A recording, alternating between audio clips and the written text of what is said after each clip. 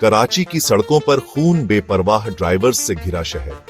पाकिस्तान का दिल कराची एक नए दुश्मन से लड़ रहा है।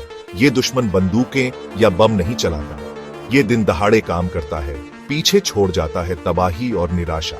ये दुश्मन है लापरवाही से गाड़ी चलाना।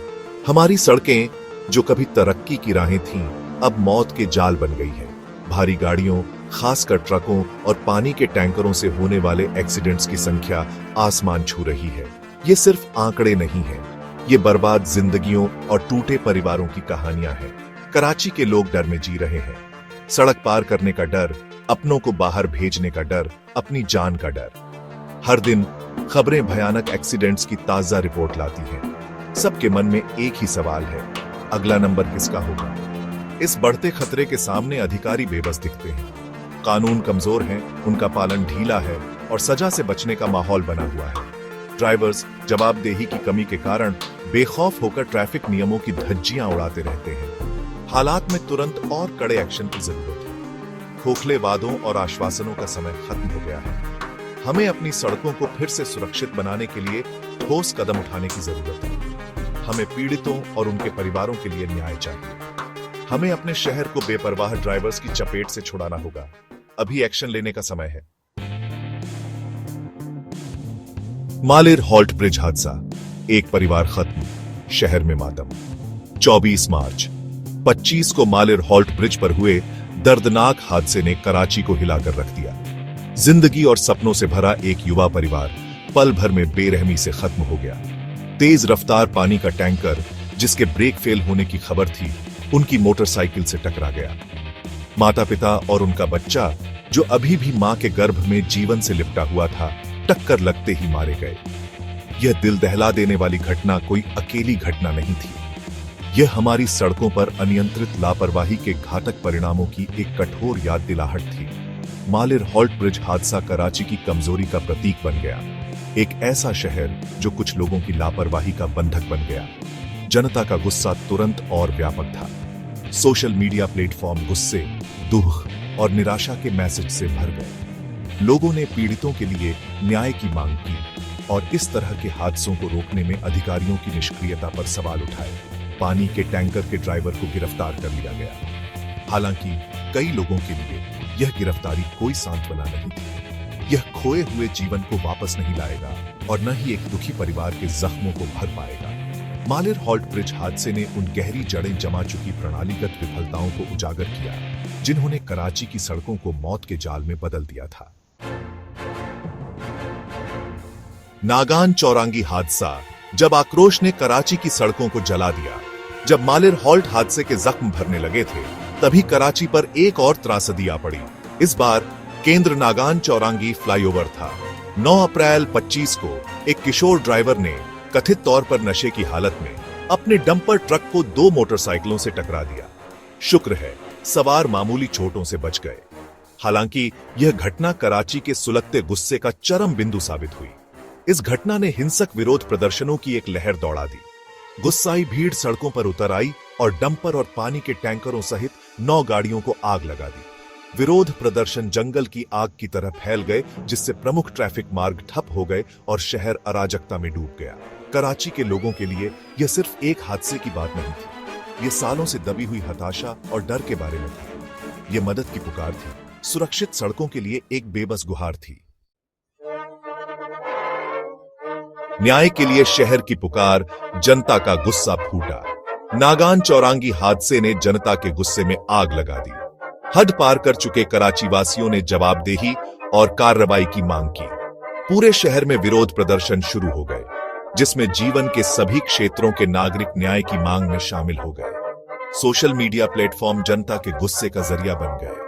कड़े नियमों और लापरवाही से गाड़ी चलाने पर रोक लगाने की मांग वाले हैशटैग ऑनलाइन बातचीत पर छा गए। लोग अब खोखले वादे स्वीकार करने को तैयार नहीं थे।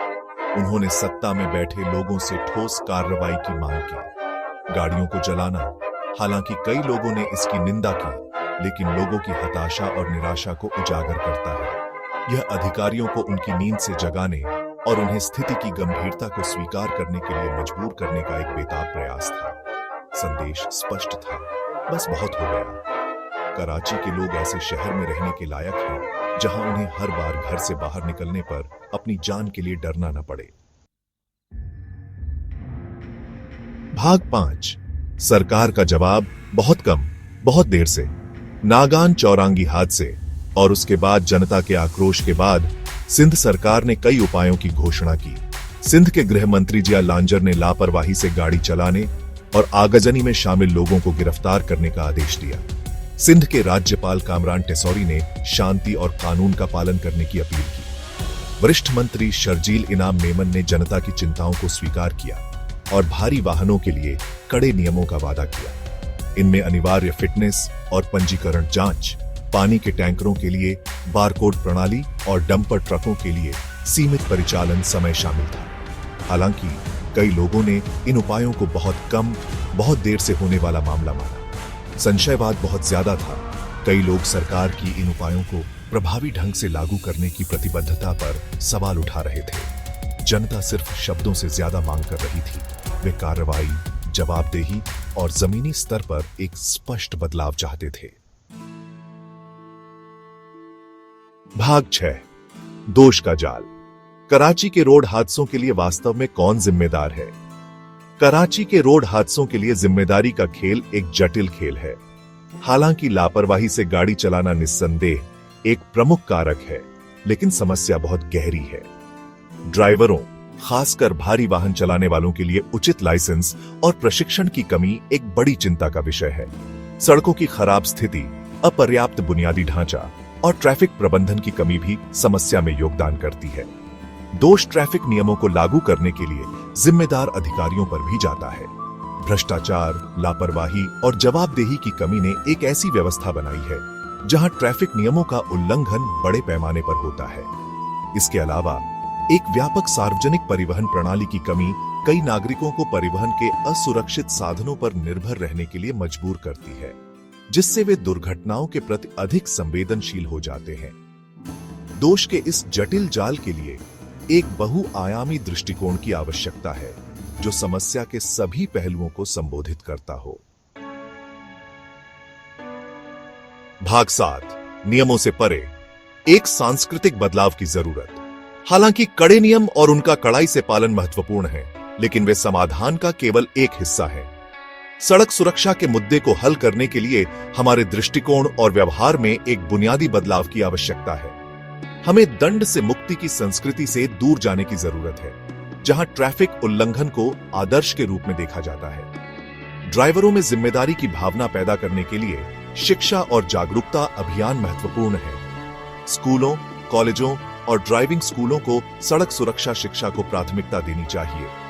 ट्रैफिक नियमों के महत्व, जिम्मेदारी से गाड़ी चलाने के तरीकों और लापरवाह व्यवहार के परिणामों पर जोर देना चाहिए। मीडिया जागरूकता बढ़ाने, सड़क दुर्घटनाओं की मानवीय कीमत पर प्रकाश डालने और जिम्मेदारी से गाड़ी चलाने के तरीकों को बढ़ावा देने में महत्वपूर्ण भूमिका निभा सकता है। सड़क सुरक्षा की संस्कृति को बढ़ावा देने के लिए एक सामूहिक प्रयास की आवश्यकता है, जहां ट्रैफिक नियमों का सम्मान करना वैकल्पिक नहीं, बल्कि एक मौलिक नागरिक कर्तव्य माना जाए।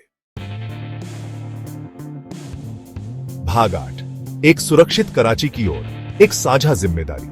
एक सुरक्षित कराची बनाना केवल सरकार या ट्रैफिक पुलिस की जिम्मेदारी नहीं है। यह एक सामूहिक जिम्मेदारी है जो हर नागरिक के कंधों पर आती है। सुरक्षित सड़कों की इस लड़ाई में हम सभी को हितधारक बनना चाहिए। जिम्मेदार नागरिकों के रूप में हमें ट्रैफिक उल्लंघन की रिपोर्ट करनी चाहिए, अपने दोस्तों और परिवार को ट्रैफिक नियमों का पालन करने के लिए प्रोत्साहित करना चाहिए और दूसरों के लिए आदर्श बनना चाहिए। हमें अपने चुने हुए अधिकारियों से जवाबदेही की मांग करनी चाहिए और प्रभावी समाधान लागू करने के लिए उन्हें जिम्मेदार ठहराना चाहिए। हमें याद रखना चाहिए कि हर आंकड़े के पीछे एक मानवीय कहानी है, एक टूटा हुआ परिवार, बुझे हुए सपने। अब समय आ गया है कि हम स्थिति की गंभीरता को स्वीकार करें और लापरवाही और उदासीनता के चंगुल से अपनी सड़कों को पुनः प्राप्त करने के लिए मिलकर काम करें। भाग 9। बस बहुत हो गया, अब अपनी सड़कें वापस लेने का समय आ गया है। कराची में हाल ही में हुई त्रासदियां हम सभी के लिए एक चेतावनी है। वे हमारी सामूहिक निष्क्रियता की मानवीय कीमत की एक कठोर याद दिलाहट है। जब हमारी सड़कें मौत के जाल में बदल जाती हैं, तो हम अब मूक दर्शक नहीं बन सकते। हमें एक समुदाय के रूप में, एक शहर के रूप में एक साथ आने और बेहतर की मांग करने की जरूरत है। हमें अपने चुने हुए अधिकारियों को उनकी निष्क्रियता के लिए जवाबदेह ठहराने और कड़े नियमों, बेहतर प्रवर्तन और सड़क सुरक्षा के लिए एक व्यापक दृष्टिकोण की मांग करने की आवश्यकता है। अब अपनी सड़कें वापस लेने का समय आ गया है। कराची को एक ऐसा शहर बनाने का समय आ गया है जहां हर नागरिक सुरक्षित महसूस करे, जहां परिवारों को डर में न जीना पड़े और जहां हर जीवन को महत्व दिया जाए। यह कहने का समय है कि बहुत हो गया, अभी कार्रवाई करने का समय है।